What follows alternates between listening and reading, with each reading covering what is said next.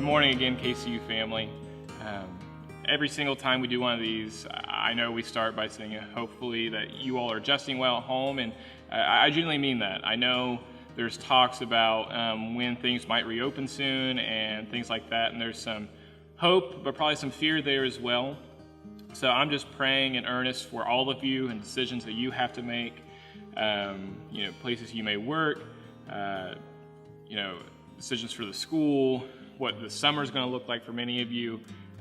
Sincerely, if you need anything, if you need prayer in any other way, please don't hesitate to reach out. There's a lot of unknown right now, and I feel that with you. I feel that anxiety with you. In fact, this morning it's going to be a little bit different. I'm not going to preach per se. I just want to share some thoughts that's been going through my mind in this last month. But before we get there, as I've been reflecting on my life and how this last month has been, I've seen in my life that as I've continued to grow my relationship with God, there's been one thing that's made me appreciate Him and His rest more and more, and it's resting in His creation, recognizing this masterpiece, this work of art that He's put around us. I never really appreciated that growing up, but in the last few years, it seems like there's appreciation's just grown and grown for it. Whether it be when I was living in Ohio and appreciating the rural area and the farmland of southern Ohio, whether it be the rolling hills of Kentucky, the Smoky Mountains of Tennessee, I just love being able to just rest in that created masterpiece of God.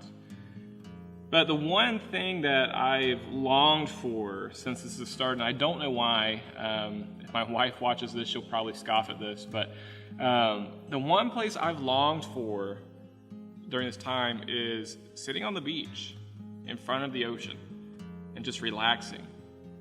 The reason I say my wife might scoff at that is because anytime she brings it up about going there for vacation, I kind of push it off and laugh because, one, I get burnt anytime I go there.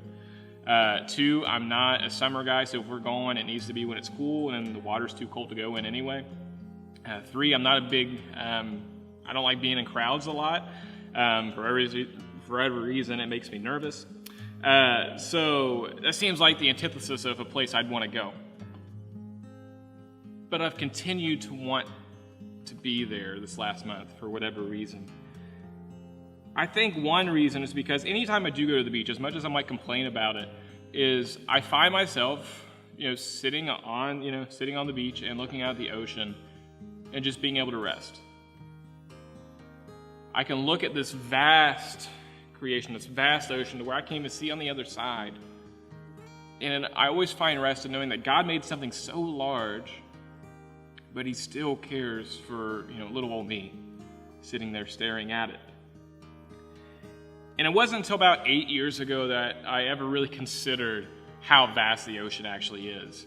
8 years ago, I would have been graduating high school and would have been going on a senior trip with a group of guys in my graduating class. And, you send 10, 18-year-old guys down to the beach by themselves, you can only imagine what would ensue. And one of the main things that stuck out to me about this trip that still lingers in my head to this day is, we'd get through the days or whatever, done doing stupid stuff that, 18-year-olds will do. And we go out to the balcony every night and we would just talk.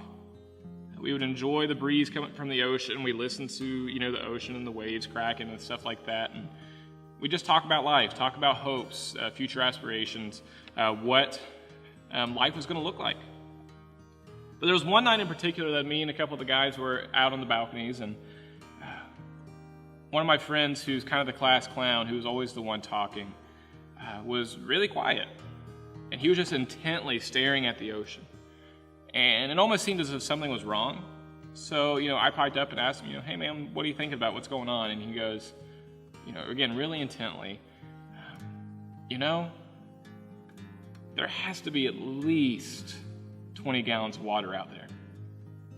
And we're all taken back by this because we're thinking, oh man, okay, something was wrong, something back home happened. No, this man's just staring at the water, just amazed that there could be 20 gallons of water out there.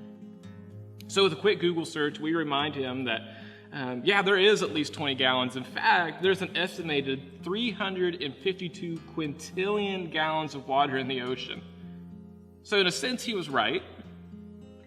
But in another sense, he was way undercutting it. And this kind of became a running joke of any time that one of us would go on vacation to the ocean throughout the last few years, we would make this joke and say, man, there's at least 20 gallons of water out there. In all seriousness, though, although this is a joke and we make it quite often, ever since I made that Google search and seeing how vast it was, that's always stuck in my head.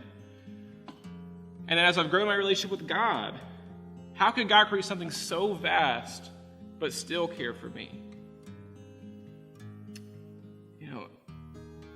As we've been navigating these metaphorical waters of this pandemic, I have longed and craved to feel at rest again, like I do when I'm sitting in front of this vast created work and knowing that God still cares for me. A rest that sitting in front of the ocean, 20 gallons of water, give or take, can only provide. If I might be honest with you this morning, I've done anything but rest this last month.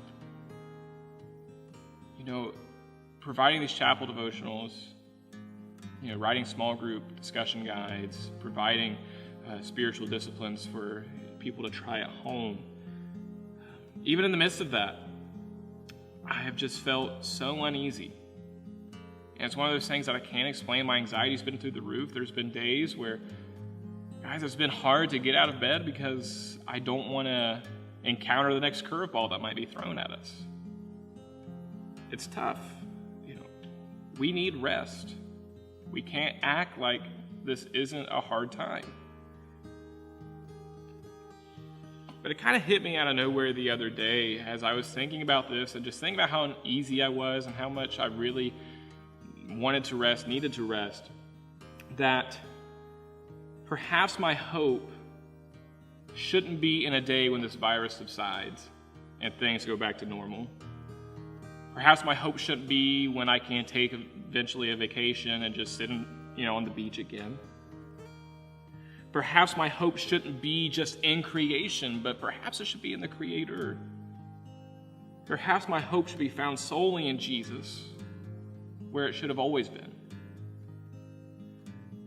See, in my shifted perspective these last few days, I found myself camping out in Revelation, which, it can be an intimidating book, a scary book to try and interpret at times.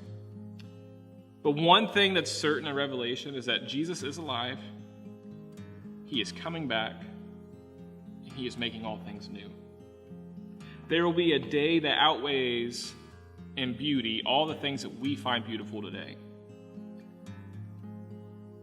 And that day, that hope, is what can give us rest today.